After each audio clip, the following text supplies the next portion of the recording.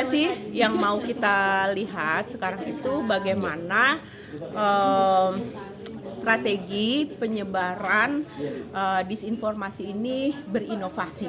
Inovasi itu artinya berkembang gitu ya. Nah kalau dulu kan sebenarnya penggunaan buzzer gitu ya.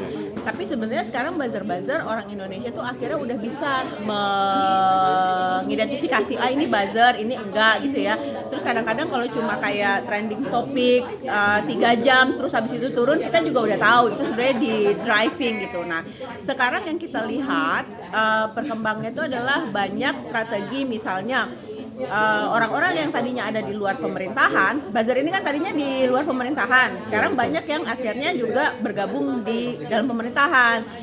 Misalnya ada staf khusus di mana yang tadinya juga influencer media sosial, atau misalnya ditariklah artis-artis seperti Raffi Ahmad, Deddy Kobuser gitu ya. Jadi kita ngelihat berarti sekarang mereka udah masuk nih ke dalam pemerintahan. Nah yang kedua yang sebenarnya juga kita lihat itu adalah bagaimana penggunaan narasi entertainment itu sekarang sangat kuat gitu ya. Jadi karena adanya video based platform gitu ya yang isinya dance nyanyi-nyanyi, jadi ternyata udah bukan hate speech. Kalau dulu kan hate speech tuh kebencian, serangan gitu. Nah ternyata kita lihat ada yang kayak gitu.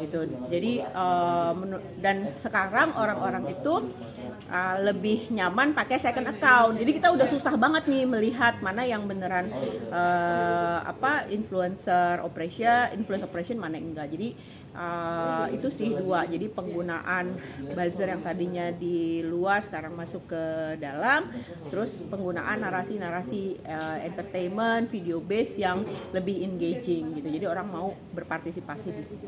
Itu sih yang menurut saya perlu kita antisipasi.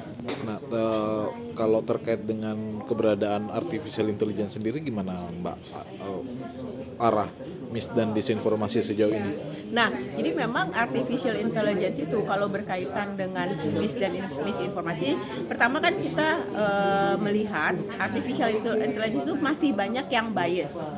Artinya adalah kan mereka itu diajarkan dengan dataset yang berasal dari English text gitu kan, atau mereka itu dibuat oleh negara yang memang punya kepentingan tertentu. Jadi kita melihat banyak bias misalnya DeepSeek, biasnya kayak lebih ke pro China gitu ya. Atau misalnya kita lihat juga kalau dari platform-platform yang dibuat oleh negara barat, kadang-kadang jawaban-jawaban terkait dengan kesehatan dan reproduksi perempuan itu masih sangat bias gitu ya. Jadi misinformasinya tuh barangkali terjadi di sana. Ketiga, dengan adanya artificial intelligence ini sebenarnya lebih memungkinkan penyebaran disinformasi dan misinformasi lebih cepat. Kalau dulu buzzer dapat briefingnya masih dibikin gitu materinya, sekarang mereka udah bisa bikin lebih cepat dengan penggunaan artificial intelligence. Dan yang terakhir menurut saya ini yang terbawa dari election adalah aspek manipulasinya. Karena kayak artificial intelligence yang di election kemarin itu politisi kita masih menganggap ini adalah bagian dari strategi kreatif marketing politik gitu kan. Misalnya kayak itu enggak manipulatif, itu strategi kreatif yang waktu itu Soeharto dihidupkan kembali dengan memberikan pernyataan sebagai kader Golkar harus milih siapa gitu. Nah padahal menurut saya ini aspek manipulasinya udah jelas bahwa memang nggak mungkin orang yang sudah meninggal itu mempunyai opini untuk hal tertentu. Jadi itu sih kalau menurut saya. Oke, satu lagi Mbak, kalau penggunaan AI di media sendiri kan sekarang media udah pada gunain AI, itu menurut Mbak sendiri gimana Mbak? Nah, jadi media itu, ini pas banget ya, saya ada riset kemarin sama AMSI. Jadi media itu memang semakin banyak yang menggunakan AI barangkali untuk mempermudah, karena sekarang juga media target beritanya itu juga lebih banyak ya, lebih edan gitu ya. Nah, tapi menurut saya gini, waktu itu kita pernah menganalisis topik tentang circular economy. Jadi ketika topik tentang circular economy itu diambil, terus kita bandingkan dengan hasil-hasil yang AI based, itu ternyata yang AI based artikel itu mendefinisikan circular economy itu dalam definisi yang sangat sempit, cuma recycle, reduce gitu ya. Reuse, padahal sebenarnya circular economy jauh lebih luas gitu. Nah, jadi menurut saya harusnya jurnalis mungkin mengambil apa sih circular economy atau apa sih konsep-konsep yang baru. Kan kadang-kadang ada konsep-konsep yang baru, term-term yang baru, knowledge yang baru yang jurnalis juga butuh menginterpretasikan gitu ya. Nah, tapi habis itu harusnya sebenarnya dikontekstualisasikan kembali. Jadi AI itu hanya membantu dan untuk membantu dia untuk mengkontekstualisasikan kembali. Nah, terlepas dari itu, yang saya pengen tekankan hasil riset sama AMSI itu sebenarnya lebih kepada organisasi media. Jadi AI ini sangat merugikan organisasi media sebenarnya Mas, dan ini harusnya disuarakan bareng-bareng sama organisasi media. Pertama, AI itu kan butuh data.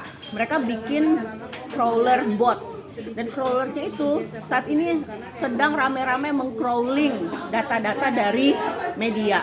Ketika di crawling itu kan media seolah-olah dapat traffic yang tinggi gitu kan, dan ketika traffic yang tinggi dia bayar server yang mahal gitu, padahal dia nggak dapat traffic apa-apa, dan di satu sisi datanya juga dicuri. Itu merugikan beberapa organisasi media sampai puluhan dan ratusan juta harus bayar server setiap tahun. Kedua, organisasi media itu juga dengan adanya generatif AI kayak Overview yang Google, itu akhirnya trafficnya turun. Jadi sejak adanya Overview itu turun sekitar 20-70%. Dan itu akhirnya membuat pendapatan media juga jauh lebih turun. Jadi harusnya menurut saya itu sih yang harus didorong, bagaimana agar keberadaan generatif AI dari platform seperti Google ini sebenarnya tidak merugikan atau ada imbalan juga lah ke media, karena gimana pun kan mereka ikut turun juga pendapatannya. Jadi tujuan media untuk efisiensi justru rugi gitu ya?